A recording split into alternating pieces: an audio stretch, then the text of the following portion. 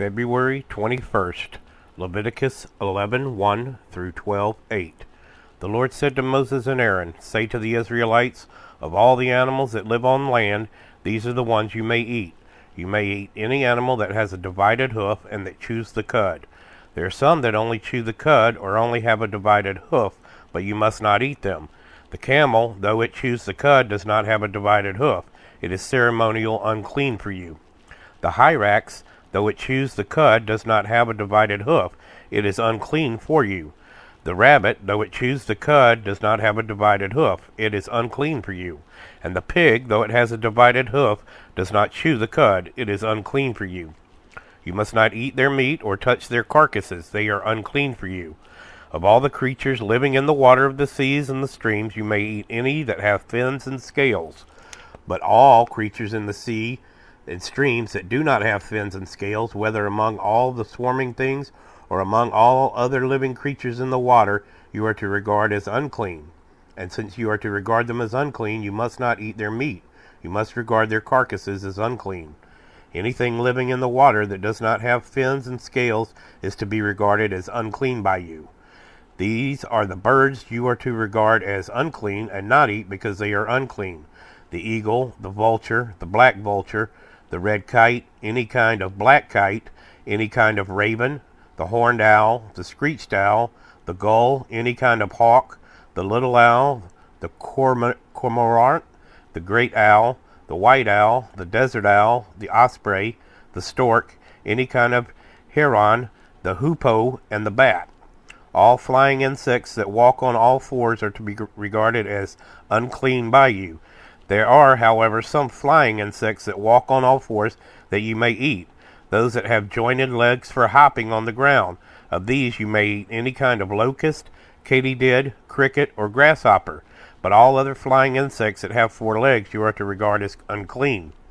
You will make yourselves unclean by these. Whoever touches their carcasses will be unclean till evening. Whoever picks up one of their carcasses must wash their clothes, and they will be unclean till evening. Every animal that does not have a divided hoof or that does not chew the cud is unclean for you. Whoever touches the carcass of any of them will be unclean. Of all the animals that walk on all fours, those that walk on their paws are unclean for you. Whoever touches their carcasses will be unclean till evening. Anyone who picks up their carcasses must wash their clothes, and they will be unclean till evening. These animals are unclean for you. Of the animals that move along the ground, these are unclean for you: the weasel, the rat, any kind of great lizard, the gecko, the monitor lizard, the wall lizard, the skink, and the chameleon.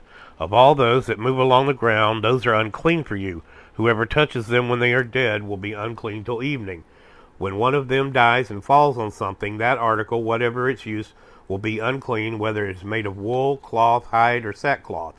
Put it in water, it will be unclean till evening, and then it will be clean. If one of them falls into a clay pot, everything in it will be unclean, and you must break the pot. Any food you are allowed to eat that has come into contact with water from any such pot is unclean, and any liquid that is drunk from such a pot is unclean. Anything that one of the carcasses falls on becomes unclean. An oven or cooking pot must be broken up. They are unclean, and you are to regard them as unclean. A spring, however, or a cistern for collecting water remains clean, but anyone who touches one of these carcasses is unclean. If a carcass falls on any seeds that are to be planted, they remain clean. But if water has been put on the seed and a carcass falls on it, it is unclean for you. If an animal that you are allowed to eat dies, anyone who touches its carcass will be unclean till evening. Anyone who eats some of its carcass must wash their clothes, and they will be unclean till evening. Anyone who picks up the carcass must wash their clothes, and they will be unclean till evening. Every creature that moves along the ground is to be regarded as unclean. It is not to be eaten. You are not to eat any creature that moves along the ground, whether it moves on its belly, or walks on all fours, or on many feet. It is unclean. Do not defile yourselves by any of these creatures. Do not make yourselves unclean by means of them, or be made unclean by them. I am the Lord your God. Consecrate yourselves and be holy, because I am holy. Do not make yourselves unclean by any creature that moves along the ground. I am the Lord who brought you up out of Egypt to be your God. Therefore be holy, because I am holy. These are the regulations concerning animals, birds, every living thing that moves about in the water, and every creature that moves along the ground. You must distinguish between the unclean and the clean, between living creatures that may be eaten and those that may not be eaten. The Lord said to Moses, "Say to the Israelites, a woman who becomes pregnant and gives birth to a son will be ceremonial unclean for 7 days, just as she is unclean during her monthly period. On the 8th day the boy is to be circumcised. Then the woman must wait 33 days to be purified from her bleeding. She must not touch anything sacred or go to the sanctuary until the days of her purification are over. If she gives birth to a daughter, for 2 weeks the woman will be unclean as during her period. Then she must wait 66 days to be purified from her bleeding. When the days of her purification for a son or daughter are over, she is to bring to the priest at the entrance of the tent of meeting a year-old lamb for a burnt offering and a young pigeon or a dove for a sin offering. He shall offer them before the Lord to make atonement for her, and then she will be ceremonial clean from her flow of blood. These are the regulations for the woman who gives birth to a boy or a girl.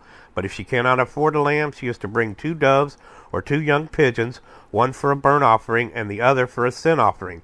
In this way, the priest will make atonement for her, and she will be clean." Mark 5:21 through 43. When Jesus had again crossed over by boat to the other side of the lake, a large crowd gathered around him while he was by the lake. Then one of the synagogue leaders named Jairus came, and when he saw Jesus, he fell at his feet. He pleaded earnestly with him, "My little daughter is dying. Please come and put your hands on her so that she will be healed and live." So Jesus went with him. A large crowd followed and pressed around him, and a woman was there who had been subject to bleeding for 12 years. She had suffered a great deal under the care of many doctors and had spent all she had, yet instead of getting better, she grew worse. When she heard about Jesus, she came up behind him in the crowd and touched his cloak, because she thought, "If I just touch his clothes, I will be healed." Immediately her bleeding stopped, and she felt in her body that she was freed from her suffering. At once Jesus realized that power had gone out from him. He turned around in the crowd and asked, "Who touched my clothes?" "You see the people crowding against you," his disciples answered, "and yet you can ask, 'Who touched me?'" But Jesus kept looking around to see who had done it. Then the woman, knowing what had happened to her, came and fell at his feet, and trembling with fear told him the whole truth. He said to her, "Daughter, your faith has healed you. Go in peace and be freed from your suffering." While Jesus was still speaking, some people came from the house of Jairus, the synagogue leader. "Your daughter is dead," they said. "Why bother the teacher any more?" Overhearing what they said, Jesus told him, "Don't be afraid, just believe." He did not let anyone follow him except Peter, James, and John, the brother of James. When they came to the home of the synagogue leader, Jesus saw a commotion with people crying and wailing loudly. He went in and said to them, "Why all this commotion and wailing? The child is not dead, but asleep." But they laughed at him. After he put them all out, he took the child's father and mother and the disciples who were with him and went in where the child was. He took her by the hand and said to her, "Talitha koum," which means, "Little girl, I say to you, get up." Immediately the girl stood up and began to walk around. She was 12 years old. At this they were completely astonished. He gave strict orders not to let anyone know about this and told them to give her something to eat. Psalm 38, 1 through 22, a psalm of David, a petition. Lord, do not rebuke me in your anger or discipline me in your wrath. Your arrows have pierced me and your hand has come down on me. Because of your wrath there is no health in my body, there is no soundness in my bones because of my sin. My guilt has overwhelmed me like a burden too heavy to bear. My wounds fester and are loathsome because of my sinful folly. I am bowed down and brought very low. All day long I go about mourning. My back is filled with searing pain. There is no health in my body. I am feeble and utterly crushed. I groan in anguish of heart. All my longings lie open before you, Lord. My sighing is not hidden from you. My heart pounds, my strength fails me, even the light has gone from my eyes. My friends and companions avoid me because of my wounds. My neighbors stay far away. Those who want to kill me set their traps. Those who would harm me talk of my ruin. All day long they scheme and lie. I am like the deaf who cannot hear, like the mute who cannot speak. I have become like one who does not hear, whose mouth can offer no reply. Lord, I wait for you. You will answer, Lord, my God. For I said, do not let them gloat or exalt themselves over me when my feet slip. For I am about to fall, and even my pain is ever with me.